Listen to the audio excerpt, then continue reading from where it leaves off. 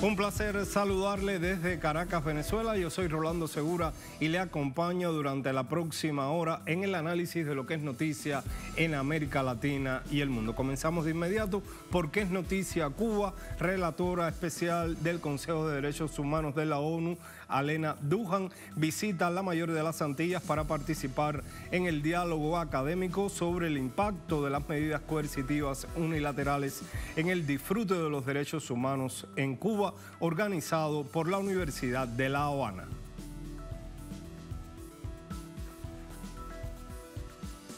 Y también es noticia Siria e Irán. Ambos países ponen en marcha un plan integral de cooperación estratégica a largo plazo en un nuevo capítulo de sus nexos a partir de la visita oficial de 2 días del presidente iraní a Damasco. Y es noticia Palestina mientras se recrudece la violencia israelí contra el pueblo palestino. 4 personas perdieron la vida durante la incursión de fuerzas de ocupación de Israel.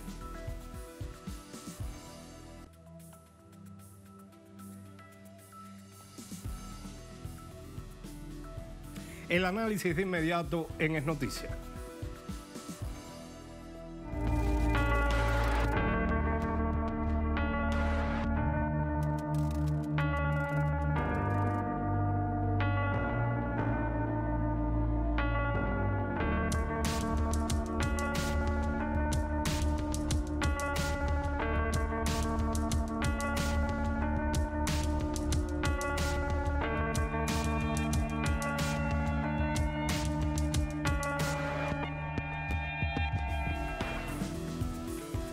Y es noticia Cuba. La relatora especial del Consejo de Derechos Humanos de la ONU, Alena Douhan, ha constatado en Cuba el impacto del bloqueo económico, comercial y financiero de Estados Unidos contra la isla.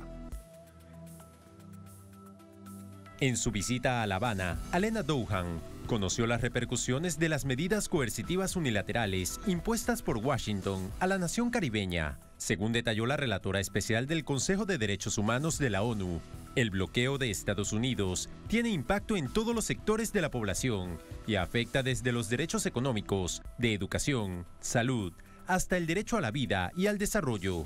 Ese impacto se extiende, dice Douhan, a la imposibilidad de las misiones diplomáticas de abrir o tener cuentas bancarias con normalidad y limitaciones de movilidad como en Nueva York. Por estas razones, la diplomática abogó por levantar las sanciones ilegales impuestas contra Cuba y cualquier otra nación. La relatora especial de Naciones Unidas, durante una conferencia magistral sobre el impacto de las sanciones coercitivas en la Universidad de La Habana, verificó cómo el bloqueo impacta también a los académicos cubanos, cuyos hallazgos enfrentan obstáculos a la hora de conocerse a nivel internacional. La alta funcionaria anunció la conformación de una plataforma de acceso libre para la participación de investigadores que permita recopilar información de todo el mundo sin ningún tipo de censura ni limitación. Douhan también visitó la Escuela Especial Solidaridad con Panamá, fundada hace 33 años por el comandante Fidel Castro.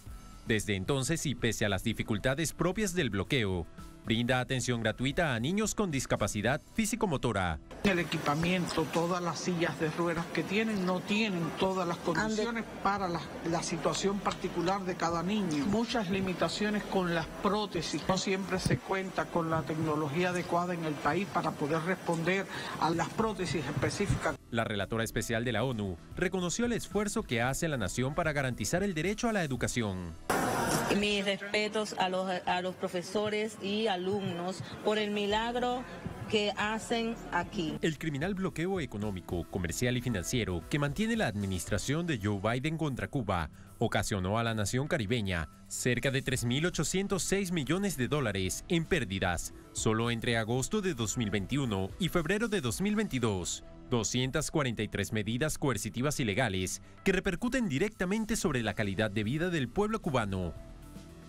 Y para conversar y profundizar sobre este tema, hacemos contacto vía streaming ahora con Carlos Lazo, coordinador de la organización Puentes de Amor, una iniciativa que promueve precisamente el levantamiento del bloqueo impuesto por los Estados Unidos a Cuba. Gracias por acompañarnos, Carlos. Un placer poder conversar con usted, cubano de nacimiento, emigrado en Estados Unidos, pero que hoy lucha y sobre todo actúa para levantar el bloqueo de Estados Unidos contra Cuba. Lazo, Cuba promueve la reflexión, promueve el diálogo, la cooperación como una vía efectiva para defender el derecho de todos los derechos humanos para todos, dice Cuba, sin manipulaciones, sin politización. Pero ¿qué sucede con los derechos humanos cuando hay medidas coercitivas, sanciones como las que aplica Estados Unidos a Cuba? Bueno, mira, primero que todo, muchas gracias por invitarme al programa y un saludo a toda la audiencia de Telesur. Yo quiero decir que el bloqueo de los Estados Unidos es la mayor violación de derechos humanos que se comete contra 11 millones de cubanos dentro de la isla. A veces cuando se habla de cifras de tantos millones de dólares, a veces se pierde de vista el lado humano, las decenas de muertes, las decenas de enfermedades, de personas enfermas, las decenas de personas y miles de personas, por ejemplo, que en este momento necesitan que se le cambie un marcapaso porque el marcapaso que tienen puesto ya está llegando a su fin, y debido a estas sanciones, a esta crueldad, el país no tiene recursos ni para comprarlo, y cuando tienen los recursos para comprarlo, debido a que Cuba está en una lista de países terroristas, pues ni siquiera pueden hacer las transacciones financieras. Esto se extiende también a enfermedades que sufren niños como el cáncer, y no existe la posibilidad ni de adquirir, porque a veces no hay los recursos porque están asfixiando a la economía cubana, y una vez que la pudieras adquirir, entonces los bancos se niegan a hacer transacciones financieras. Esto tiene un impacto en la salud pública, en la vida de 11 millones de cubanos. Ahora mismo, hace unos años atrás, Cuba era líder en los trasplantes de catarata. Junto con Venezuela se inició aquella conocida Operación Milagro, donde cientos de miles de personas se operaron de cataratas gracias a la ayuda de Cuba y Venezuela. Hoy día en Cuba no se pueden hacer operaciones de cataratas debido a que las sanciones impuestas por los Estados Unidos y arreciadas durante los últimos 4 o 5 años han hecho que no existan, que no entren los recursos al país, y que teniendo incluso los recursos, el país no pueda adquirir esos medicamentos, esos insumos médicos, debido a las restricciones, debido a que Cuba está en una lista de países terroristas. Esto es un drama humano, esto es una crisis de salud que está pasando la población cubana, que en gran medida se debe a estas crueles sanciones impuestas por Trump y mantenidas por Biden. Sin embargo, Carlos, cuando se promueven, cuando se aprueban estas sanciones, quienes defienden estas sanciones dicen que son sanciones que perjudican solo al gobierno, a las estructuras de gobierno. Sin embargo, has podido apreciar cómo afecta a la población, pero en qué medida a los sectores más vulnerables de la población cubana afecta este tipo de medidas. Mira, este tipo de medidas, la retórica y la historia pueden decir y justificar que las medidas son para castigar al gobierno. Pero en realidad, si miramos un poco atrás en la historia, vemos que estas medidas y el bloqueo en sí fue ya hablado y dicho por Lester Marjorie, un subsecretario de Estado de los Estados Unidos, en el año 1960, que trazó la pauta sobre el bloqueo y dijo que la única forma de derribar al gobierno entonces de Fidel Castro era creando hambre, enfermedad en la población, para que la población se sintiera tan desesperada que se rebelara contra el gobierno, y hacerlo además de una manera discreta.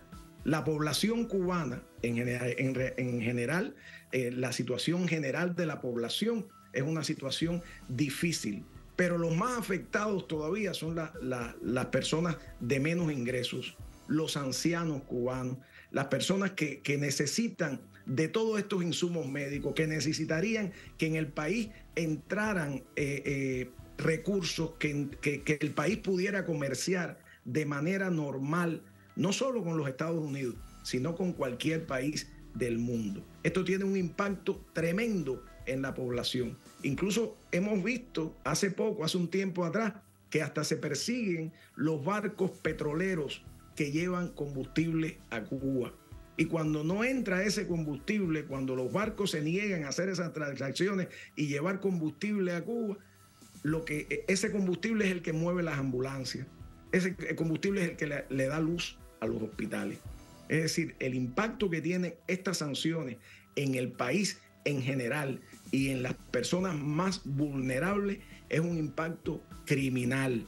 Y eso lo saben los que justifican las sanciones, lo sabe el gobierno de los Estados Unidos y saben que y eso también está provocando una emigración masiva de cubanos que se sienten desesperados por la situación de desesperanza que existe en el país, por la situación que hay económica, y emigran a los Estados Unidos o a otros países porque no tienen otra posibilidad de salir de esa situación de penuria.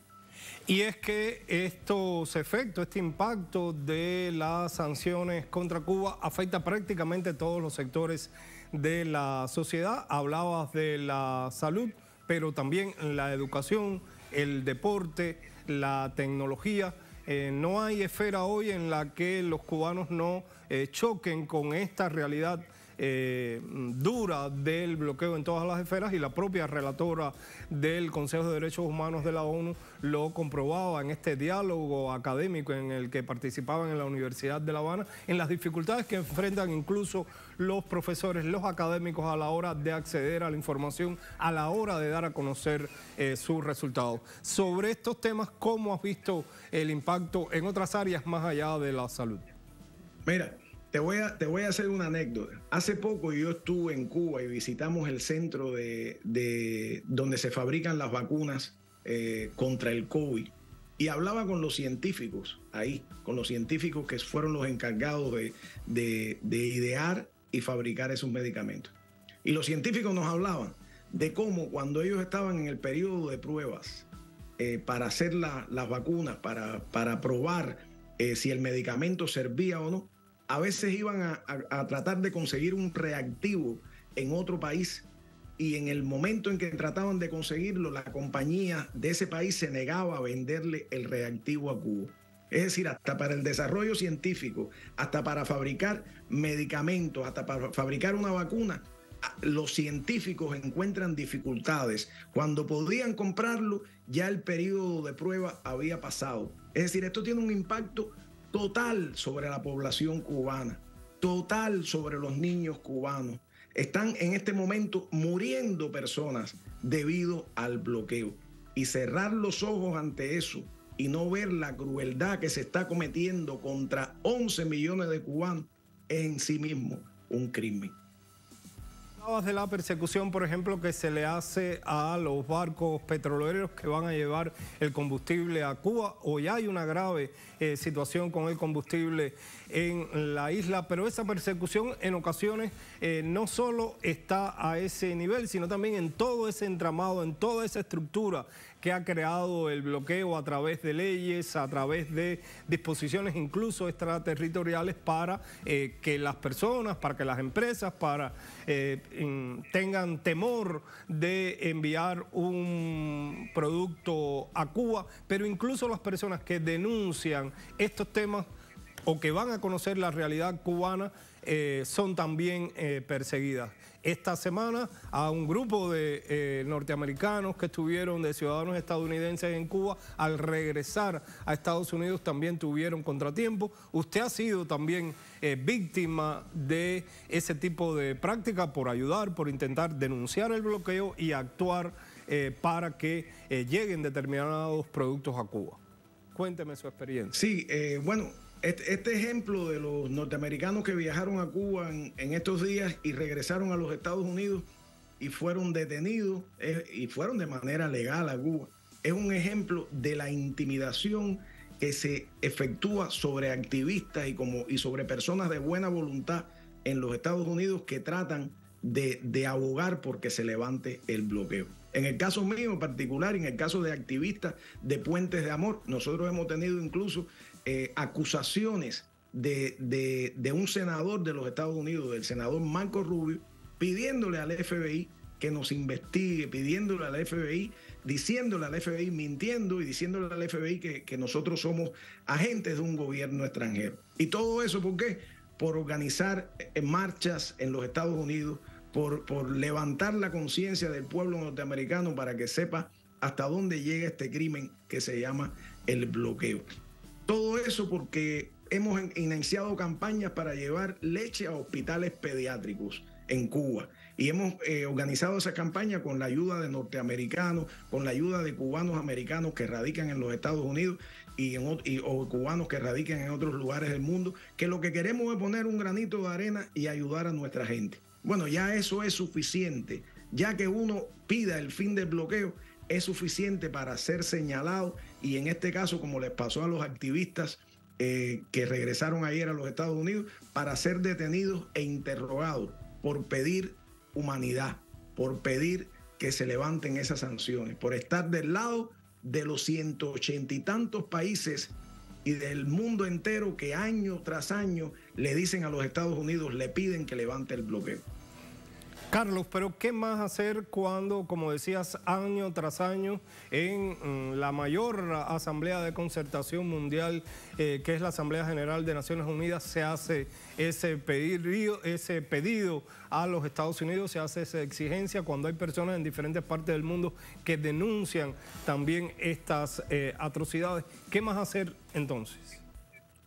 Mira, yo creo que hay que seguir, es decir, a veces los cambios sociales, a veces los cambios de injusticias sociales que se cometen contra una masa de población no se cambian de un día para otro, a veces toma décadas. El bloqueo es una serie de leyes entronizadas y enlazadas año tras año que para romper esa madeja de leyes pues es difícil, pero nosotros lo único que nos queda es seguir luchando, seguir haciendo conciencia, por lo menos entre los cubanoamericanos que vivimos en los Estados Unidos, entre los cubanos que residen en el exterior, entre todas las personas que no sean cubanos, pero que sean de buena voluntad, que entiendan que el bloqueo, más allá de político, es un acto inmoral. Es un acto y nos vendría muy bien, por ejemplo, lo que está haciendo el presidente López Obrador de México, que cada vez que puede habla de esto, lo que hace el presidente de Colombia y que lo hicieran otros mandatarios de diferentes países, que fuera un llamado común de los mandatarios y de los países hermanos de América Latina y de los países del mundo, que le dijeran a los Estados Unidos que era hora ya de parar esa política criminal que a quien único castiga y a quien único mata es al pueblo cubano. Medidas similares, Carlos, se aplican también a otros países, sobre todo a naciones que tienen una orientación o escogen un camino diferente al que conciben los Estados Unidos para las diferentes regiones del mundo por sus intereses particulares, ya sea de recursos, intereses geopolíticos. Son medidas que se aplican, por ejemplo, hoy a Venezuela y está en marcha, por ejemplo, en el caso de Venezuela, el robo del mayor activo que tiene esta nación en el exterior y a pesar, dándole la espalda también a una conferencia internacional en la que el presidente de Colombia, Gustavo Petro, llamaba al diálogo, a abrir el camino al diálogo en Venezuela. ¿Cuál es el mensaje entonces al resto del mundo ante medidas de este tipo que afectan sin duda los derechos humanos de las personas de diferentes pueblos del mundo hoy? Mira, el mensaje que yo le daría a los otros pueblos del mundo y a los otros gobernantes del mundo es que hay que luchar contra estas injusticias que se cometen contra uno o contra dos o contra tres pueblos en específico. Porque si uno no se pone unido como la plata en las raíces de los Andes y lucha por los hermanos y por otros hermanos latinoamericanos o otros hermanos del mundo, un día, cuando les toque a ellos, cuando sean ellos los que quieran ejercer su derecho soberano sobre su país, también va a ocurrir lo mismo. Y la única forma de acabar con estas sanciones es con la ayuda de los otros hermanos, incluso si en este momento esas sanciones no están castigando a otros hermanos latinoamericanos. Ese es el mensaje que yo le daría. Y Carlos, mientras tanto, ustedes siguen trabajando en su organización Puentes de Amor, están organizando ya una próxima caravana. ¿Qué hacen en estos momentos? Bueno, como tú sabes, nosotros organizamos caravanas usualmente todos los meses, el último domingo de cada mes. Invitamos a las personas en diferentes lugares de América, en diferentes lugares del mundo, a que el último domingo de cada mes saquen sus carteles, utilicen las redes sociales, levanten la voz para pedir el fin del bloqueo a Cuba. Eso lo hemos estado haciendo, lo seguiremos haciendo junto con otras actividades que tienen que ver con llevar ayuda al pueblo cubano, con despertar las conciencias del pueblo norteamericano para que el pueblo norteamericano entienda el crimen que se está cometiendo contra un pueblo noble y digno que está en el traspatio de los Estados Unidos, a 90 millas de los Estados Unidos. Gracias, Carlos, por su tiempo, por sus reflexiones para Telesur.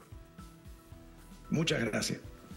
Las gracias reiteradas a Carlos Lazo, coordinador de la organización Puentes de Amor en Estados Unidos, que trabaja, que lucha por el levantamiento del bloqueo a Cuba. Es momento de hacer una pausa, pero en minutos regresamos porque es noticia Irán y Siria tras la visita del presidente iraní a Damasco, un proceso que ha sido considerado como un clímax en las relaciones entre los dos países.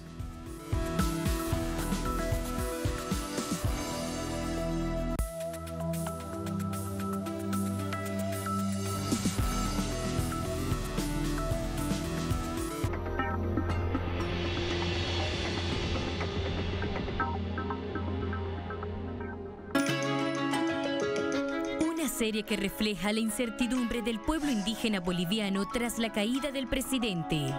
Y ahora, ¿quién va a garantizar todo lo que se ha cambiado, lo que se ha mejorado, continúe? Señor presidente, usted no está solo. Ahora sí el verdadero pueblo nos vamos a parar en defender, en agradecimiento a usted, señor presidente, por todo lo que nos ha dejado. Nos toca otra vez a nosotros, a nosotras, defender este país de quienes otra vez quieren restituir estas formas coloniales, discriminadoras. El golpe no se lo hizo un gobierno. El golpe lo dieron al pueblo. Noviembre Rojo, la sucesión. En estreno. Sábado. Solo por Telesur.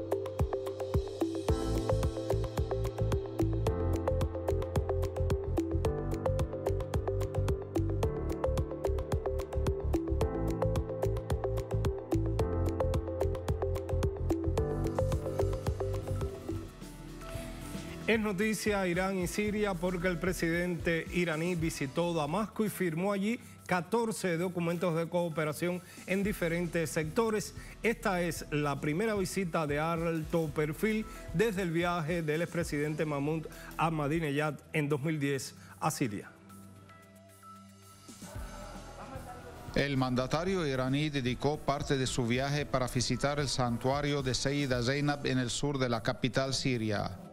Un sitio de gran valor religioso para los sirios y sus hermanos iraníes, desde el cual el presidente Raisi alabó 12 años de la resistencia del pueblo sirio al terrorismo, agradeció a Siria y a su presidente por encarar la sedición y ratificó la disposición de su país de contribuir en la reconstrucción de la nación árabe. Quiero dirigir las gracias en mi nombre y el nombre de Irán como gobierno y pueblo a Siria, por su resistencia y por esta gran victoria alcanzada. Así como quiero dirigir las gracias al excelentísimo presidente Bashar al-Assad y a toda Siria por encarar la sedición con toda sabiduría. El titular iraní también ratificó desde Damasco el firme apoyo de su país a la justa causa palestina y a la resistencia como única forma para enfrentar a la entidad de ocupación sionista. Declaraciones que hizo en un encuentro que mantuvo en la capital de Siria con los líderes de las facciones palestinas. Este encuentro constituye un claro mensaje de la República Islámica de Irán de apegarse a su postura de principios, de posicionarse siempre al lado de la resistencia palestina y de que Irán, como gobierno y pueblo, no escatimará esfuerzo ninguno para fortalecer la resistencia palestina como uno de los principales del eje de la resistencia, hasta alcanzar la victoria y la eliminación de la entidad de ocupación sionista. Antes de finalizar la visita, el presidente Raisi se reunió con el Foro Mixto Sirio-Iraní de Hombres de Negocios. Una cita durante la cual afirmó que las autoridades de ambas naciones solucionarían muy pronto los problemas resultantes de las medidas coercitivas occidentales que obstaculizan el desarrollo de la cooperación binacional en los campos económico y comercial. Confiamos en que la visita del presidente Ebrahim Raisi a Damasco y los acuerdos que firmó con el presidente Bashar al-Assad ayuden a consolidar y desarrollar la cooperación económica bilateral del modo que ayude a Siria a superar la crisis económica resultante del bloqueo y la guerra y contribuya al desarrollo y la prosperidad de este hermano país. Las relaciones políticas entre ambos países son excelentes, pero actualmente debemos trabajar para desarrollar las relaciones económicas y la cooperación en los diferentes campos para superar los efectos del bloqueo impuesto a ambos países. Y en este marco hay que apoyarse también en los hombres de negocio y en el sector privado, que puede jugar un papel muy activo para alcanzar esta meta. La visita del presidente de Irán a Siria, además de su importancia política, dio inicio a una nueva etapa de nexos fraternales sirio-iraníes, marcada con la firma de un plan integral de cooperación estratégica de largo plazo y otros 14 documentos de cooperación en campos vitales para el desarrollo y la prosperidad de ambas naciones aliadas y de todo el bloque de la resistencia. Hisham Wanous, Telesur, Damasco, Siria. Y para el análisis de este tema nos vamos a esta hora hasta Colombia. Allí conversamos con Juan Gabriel Caro Rivera, magíster en Historia y fundador del Grupo Vanguardia de Colombia. Gracias por acompañarnos, Juan Gabriel. Qué bueno que está con nosotros. La primera pregunta, ¿en qué medida esta visita estaría redefiniendo el tablero geopolítico regional por dos países que no solo han sido blancos del aislamiento diplomático, sino también de duras sanciones de Occidente?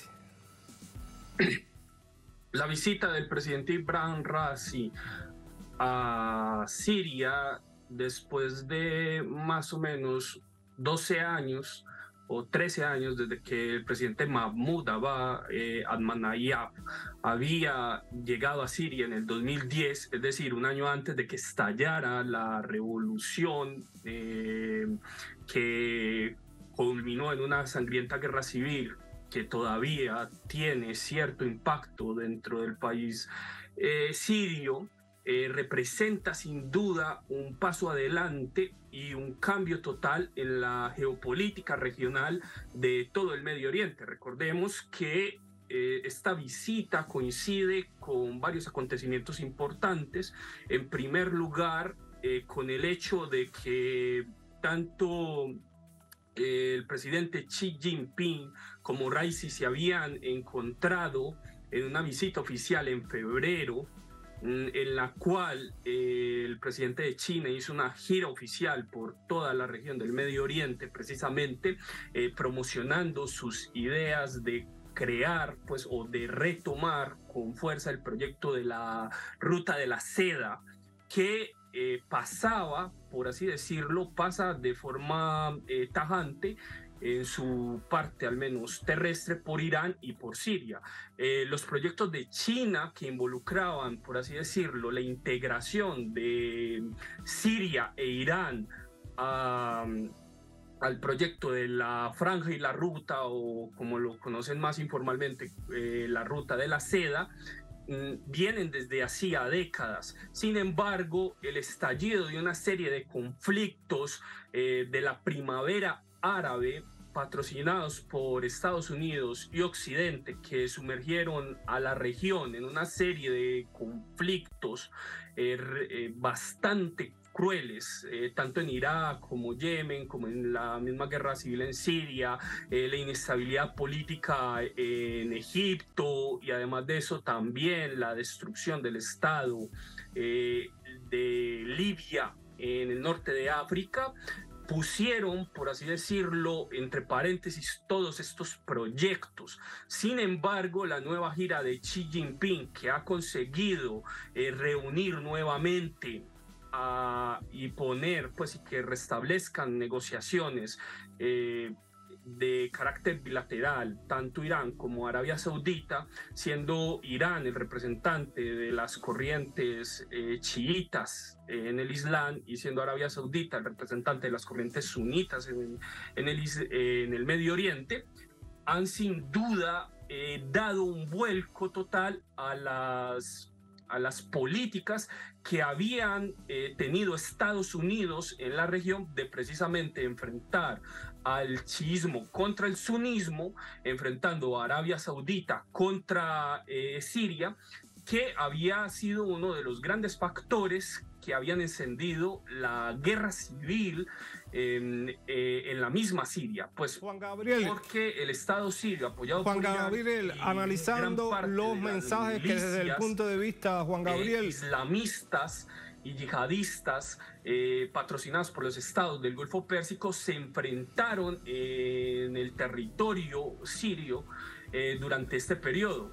Gran parte de los analistas internacionales, especialmente los expertos en el Medio Oriente, confirman que el cese de la guerra y la retirada de Arabia Saudita de Yemen, así como el restablecimiento de las relaciones diplomáticas entre Siria y Arabia Saudita, que había sido uno de los principales actores, que había promocionado la expulsión de la República Árabe de Siria, de la Liga Árabe, la cual hace aproximadamente 10 años había sufrido este aislamiento dentro del mundo árabe. Resulta realmente una gran victoria, por así decirlo, para la diplomacia iraní, para la diplomacia principalmente de China. Lo que significa Gabriel, que ¿qué otros mensajes nos deja esta visita, Juan Gabriel? Por ejemplo, cuando revistas como la Forbes de Estados Unidos nos hace un análisis de este viaje del presidente de Irán a Siria y dice que requiere una atención especial debido al aumento de su influencia en la zona, y desde el punto de vista simbólico, este pudiera considerarse como la declaración de victoria de Irán y Siria contra la coalición anti-Assad, tanto dentro de Siria como en la región. Estas son las opiniones que se vierten hoy en la prensa internacional sobre esta visita que marca un punto de inflexión en las relaciones entre Irán y Siria, en momentos en que países árabes como Egipto y Arabia Saudita se acercan al presidente Bashar al-Assad, se acercan a Siria. Turquía, asociada en buena medida también a la oposición siria, también negocia con Damasco para normalizar sus nexos. Ya tenemos nuevamente contacto con Juan Gabriel desde Colombia, y todos estos hechos, Juan Gabriel, indicarían una vuelta a la normalidad en Siria tras los intentos de derrocar a Bashar al-Assad, o, como dice la revista Forbes, es una declaración de la victoria de Siria.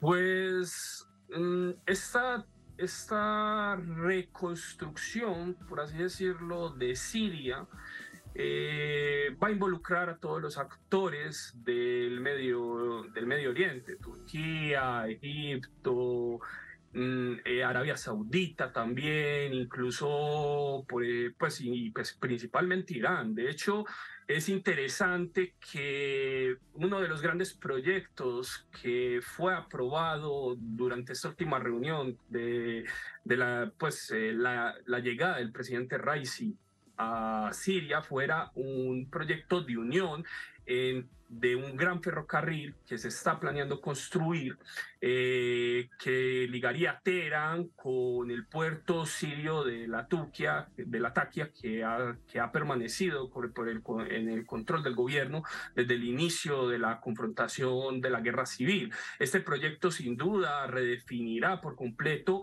la totalidad, digámoslo así, de la geopolítica estratégica en todo el Medio Oriente. A eso se le suman una serie, por así decirlo, de otros proyectos que tanto Arabia Saudita como Egipto, como incluso la misma Turquía tienen alrededor.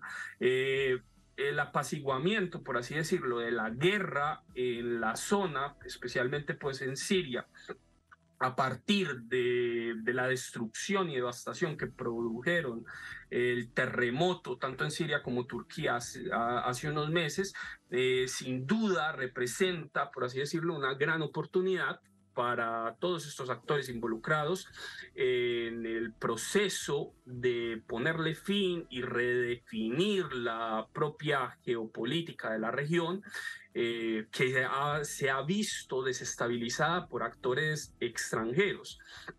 Ahora bien, por supuesto, todo esto representa un paso, por así decirlo, hacia la multipolaridad. Es decir, estamos viendo el fracaso de la política estadounidense en la región del Medio Oriente, que quería preservar totalmente la unipolaridad, es decir, la hegemonía de los Estados Unidos y los países occidentales, especialmente europeos, sobre el resto del mundo. El hecho de que estos conflictos, como la primavera árabe y la guerra civil siria o la invasión de Arabia Saudita a Yemen, estén llegando a su fin, significa de una forma u otra el fin total de la unipolaridad estadounidense, o al menos la disminución del poder estadounidense en toda la región del Medio Oriente, aumentando, por supuesto, la influencia de polos como Rusia, como China, que están surgiendo y que precisamente son los que están limando todas las asperezas que enfrentaban a todos estos actores en el Medio Oriente, asusados por la geopolítica de los Estados Unidos. En el caso de Arabia Saudita tenemos los intentos de mediación de China por parte de Irán, y ahora la próxima reunión que se llevará a cabo dentro de unas semanas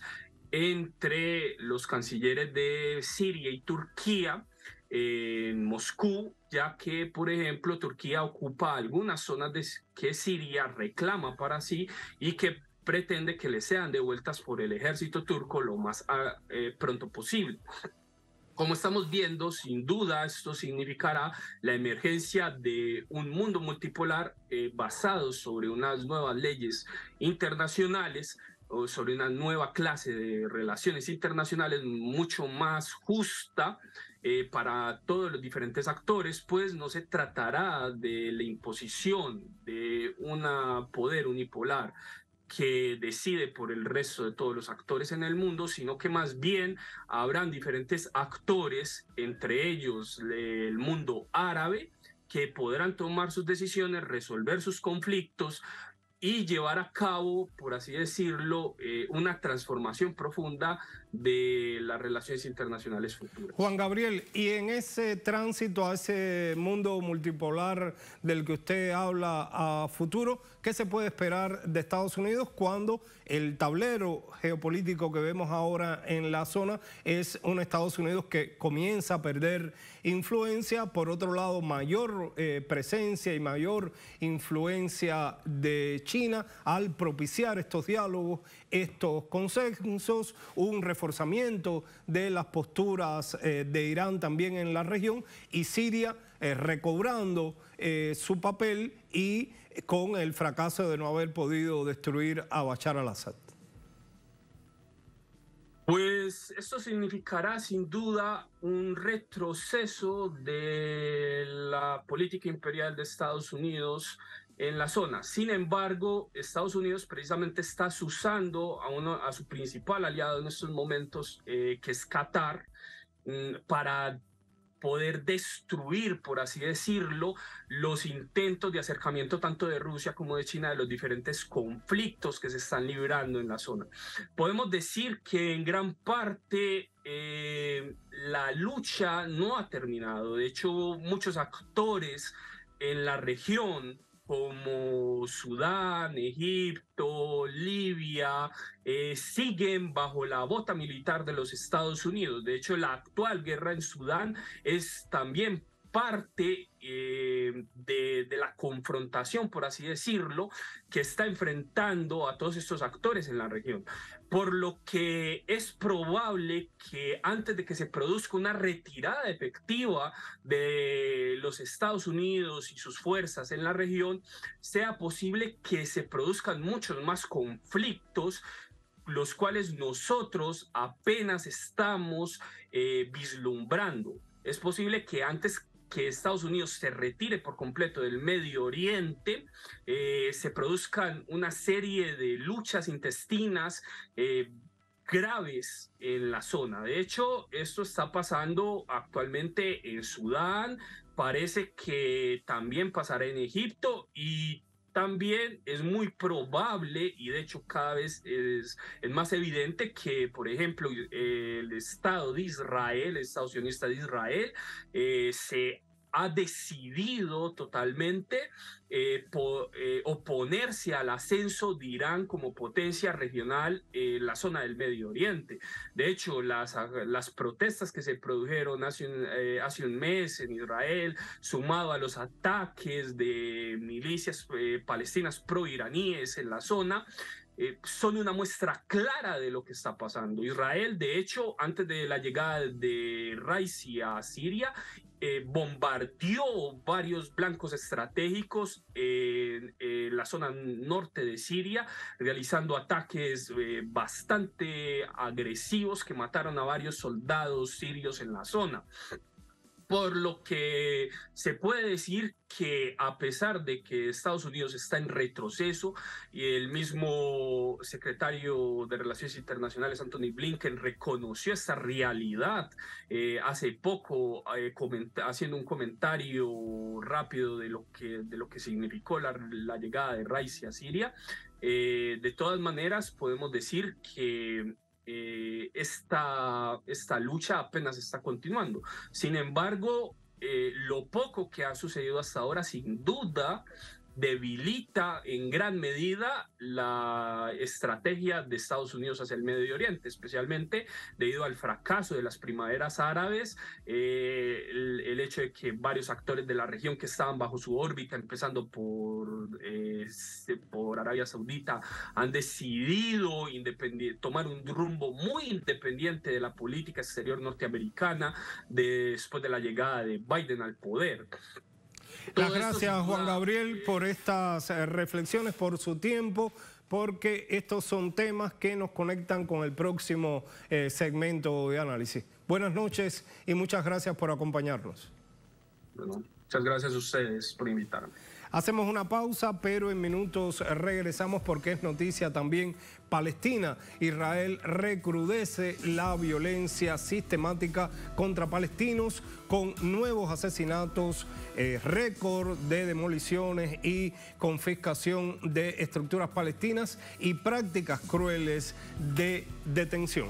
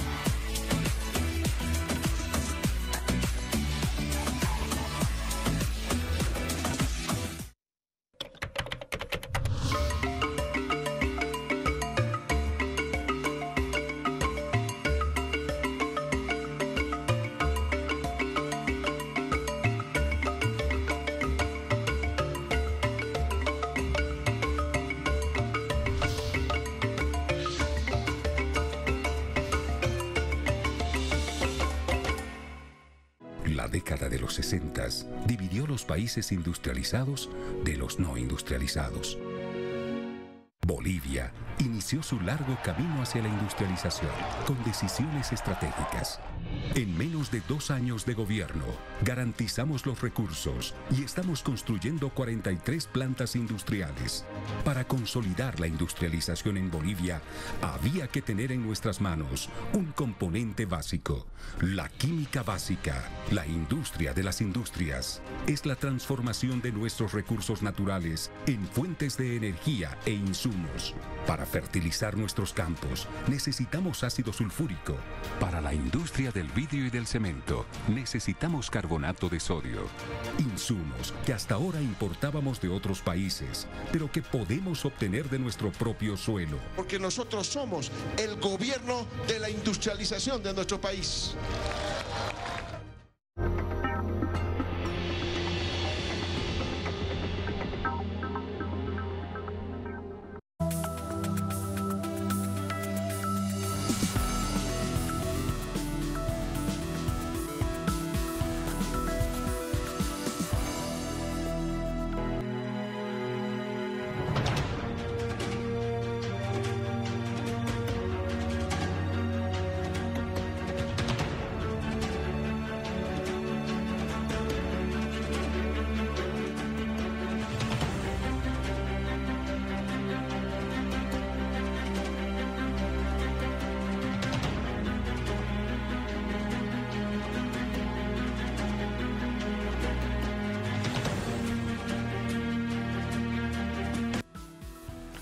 Y es noticia palestina, según la Oficina de Naciones Unidas para la Coordinación de Asuntos Humanitarios, durante el primer trimestre de 2023, Israel aumentó en un 46% los ataques a edificaciones palestinas y también continuó la demolición de casas en esta región, mientras continúa la matanza de quienes se oponen a la ocupación israelí. Este jueves, militares israelíes asesinaron a 4 palestinos en una nueva incursión militar en la ciudad de Nablus, uno de los bastiones de la resistencia armada palestina en el norte de Cisjordania. Testigos señalaron que los soldados abrieron fuego contra una casa mientras impedían la llegada de los equipos de rescate y médicos a la zona del ataque. Otras 4 personas resultaron heridas y más de 150 atendidas por asfixia a causa de los gases lacrimógenos. Medios locales palestinos aseguran que 3 de los fallecidos pertenecían al movimiento de resistencia islámica de Palestina, Hamas. Estamos acostumbrados a los crímenes que esta brutal ocupación viene cometiendo a diario contra nuestro pueblo. Nuestras armas estarán siempre al servicio de los mártires que cayeron en la tierra de Naplusa, que han escrito con su sangre la operación del Valle del Jordán. Hoy la fuerza de ocupación ha cometido un nuevo crimen al asesinarlos. Fatah y el resto de las facciones palestinas seguirán en plena acción y en choque directo con esta brutal ocupación. Datos oficiales de la Oficina de las Naciones Unidas para la Coordinación de Asuntos Humanitarios en Palestina reveló un aumento del 46% de infraestructuras atacadas y 290 estructuras palestinas en Cisjordania, confiscadas por autoridades israelíes durante el primer trimestre de 2023. Como consecuencia de estas acciones, 413 palestinos fueron desplazados de sus tierras, incluyendo 194 niños. Y para el análisis de este tema conversamos a esta hora con Yamal Al-Hadouet, presidente de la Asociación Palestina Guatemalteca. Buenas noches, gracias por acompañarnos. Yamal, desde 1948, con la creación del Estado de Israel, comenzó la expulsión de los palestinos de su propia tierra, pero también toda una serie de prácticas que limitan el derecho de los palestinos a su territorio, pero también el derecho a la vida. ¿Qué más, qué se puede hacer para detener este conflicto que, lejos de aliviarse, se recrudece día a día? Muy buenas noches, Rolando. Muchas gracias por la invitación. Nosotros como palestinos crecimos sufriendo con la agresión israelí día a día. Nos matan, nos torturan, nos hace la vida cada vez más difícil, mientras que la colonia Israel quita tierra y invade tierra y mata a los jóvenes palestinos sin ningún medir tiempo ni palabras de ningún países, de los países grandes como Estados Unidos. Ellos están matando palestinos bajo de la sombra de Estados Unidos. Durante 75 años hemos sufrido esta agresión israelí. Lamentablemente hoy asesinaron a sangre fría a 4 palestinos que estaban en un territorio palestino, estaban en su ciudad, estaban en una casa, entraron disfrazados de mujeres y no es de soldados, entraron disfrazados de mujeres palestinas y de gente de limpieza como palestinos. Entraron de un vestuario y lo atacaron y estaban vigilando a los 4 jóvenes que asesinaron. La solución es el grito de la libertad del pueblo. Día a día los pueblos libres están apoyando a la causa palestina siempre, pero lamentablemente los gobiernos occidentales siempre tapan como dicen, tapan el ojo al asesinato y al crimen que está cometiendo Israel contra el pueblo palestino. Lamentablemente, si un palestino agrede a un israelí, todos los medios de Estados Unidos, CNN, todos los medios salen a protestar, decir terrorismo palestino. Cuanto nosotros, nuestro armamento es nuestro cuerpo y la piedra y todo, la lucha contra la ocupación va a seguir generación y generación, porque ellos algún día, dijo la primera ministra Golda Meir, los viejos morirán y los jóvenes se olvidarán. Y esa frase salió a la luz de todos, diciendo no olvidamos, vamos a vivir y nuestros hijos y nietos hasta liberar a nuestra tierra. Yamal, hace unos días precisamente expertos de la ONU, ante la muerte de Jader Adnan en huelga de hambre en una prisión palestina, se hacían la siguiente pregunta: ¿cuántas vidas más tendrán que perderse antes de que se pueda impartir una pulgada de justicia en el territorio palestino ocupado? ¿Cuánto más habrá que esperar cuando, como usted decía, el papel de los medios de comunicación, incluso de la industria cultural, que insiste en presentar a los palestinos como terroristas y a los israelíes como víctimas? Sí, nuestro objetivo es luchar hasta liberar nuestra tierra y tener nuestro derecho. Ellos no quieren entender. Y hay una cosa, Rolando, y muy importante: ellos utilizan la religión y utilizan el Viejo Testamento. Yo soy cristiano católico, para aclarar, no soy musulmán, para hablar, y yo sé de qué estoy hablando. Ellos utilizan a la religión como un escudo para llamar al cristianismo a defender y a la tierra prometida. Yo no sé qué Dios ellos hablan, y Dios no quita uno y da otro. No existe esto, porque Dios cuando dicen que es justo, entonces Él no puede quitar a una persona y darla a otra persona, Rolando. Ellos mezclan la religión con la política, y lamentablemente en nuestro continente, Latinoamérica, hay mucha gente que lo creen, y lamentablemente. Yamal, entonces, otra de las prácticas a las que recurre el régimen israelí a la hora de intentar detener, a la hora de intentar silenciar la voz de los palestinos son las llamadas detenciones administrativas. Muchas personas no conocen realmente este tipo de figura que lleva a la cárcel a personas inocentes para neutralizarlas, para callarlas, para impedirle luchar por sus derechos. Sí, lamentablemente que en la cárcel israelí no hay delincuentes, son presos políticos. Eso hay que aclararlo de una forma, porque ellos agarran a cualquier joven, a cualquier activista palestino que está defendiendo sus derechos, su libertad.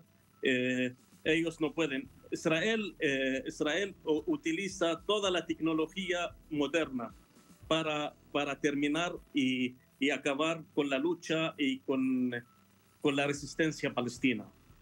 Rolando, yo quería aclarar algo, que nuestra resistencia va a seguir y vamos a luchar hasta liberar y vamos a celebrar siempre que Jerusalén como nuestra y legítima capital palestina siempre. Ellos no pueden callarnos. Todos los días hay muertos. Todos los días hay jóvenes detenidos. Todos los días asesinan al palestino como fuera como cacería, como entran cazando a la gente, asesinando a los jóvenes como fuera sangre, que ellos como triunfo, como un logro, y ellos piensan que ese pueblo, que cada vez que ellos van a matar, van a quedar callados. Ellos no saben que cada persona que matan a una persona van a salir 100 luchando contra la ocupación. Las gracias, Yamal, por sus ideas, por su tiempo también para Telesur. Muchas gracias. Buenas noches. Y hasta aquí la reflexión sobre lo que es noticia en América Latina y el mundo. La cita es mañana para seguir profundizando en los titulares de la jornada.